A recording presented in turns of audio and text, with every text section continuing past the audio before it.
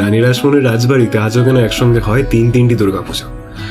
তার উত্তর লুকিয়ে আছে এই পরিবারের প্রায় 250 বছরের ইতিহাসে। হেঁটেই জানবাজার রাজবাড়ি। 1805 সালে ধনাঢ্য ব্যবসায়ী বাবু প্রীতারাম দাস এই রাজবাড়ির নির্মাণ শুরু করে, আর 1813 সালে তার পুত্র বাবু রাজচন্দ্র দাস প্রাসাদটি সম্পূর্ণ করে। প্রায় 300টি ঘর, 6টি বিশাল উঠোন, ঠাকুর দালান, নাট মন্দির, এমনকি নিজস্ব অস্ত্রাগার আর পুকুর নিয়ে এটি হয়ে ওঠে তৎকালীন কলকাতার অন্যতম বৃহত্তম রাজবাড়ি। কিন্তু রাজচন্দ্রের অকাল মৃত্যুর পর এই বিশাল জমিদারি আর সম্পদের দায়িত্ব নিজের কাঁধে তুলে নেন রানী রাসমণি। এই রাজবাড়ি থেকেই তিনি বাবুঘাট, আহিরিটলা ঘাট নির্মাণে সাহায্য করেন, দক্ষিণেশ্বরে কালী মন্দির প্রতিষ্ঠা করে, আর সমাজসেবায় নিজের অমর ছাপ রেখে যান। পরবর্তীকালে রানী রাসমণির কন্যাদের বংশদের মধ্যে ভাগ হয়ে যায় বিশাল প্রাসাদ, আর সেই কারণেই আজও একই জানবাজার রাজবাড়ির ভিন্ন ভিন্ন অন্দরমহলে অনুষ্ঠিত হয় 3টি পৃথক দুর্গাপুজো। এটা শুধু রানী রাসমণির বাড়ি নয়, এটা এমন একটা রাজবাড়ি যেখানে আজও একই ছাদের নিচে বেঁচে আছে কয়েক প্রজন্মের ইতিহাস।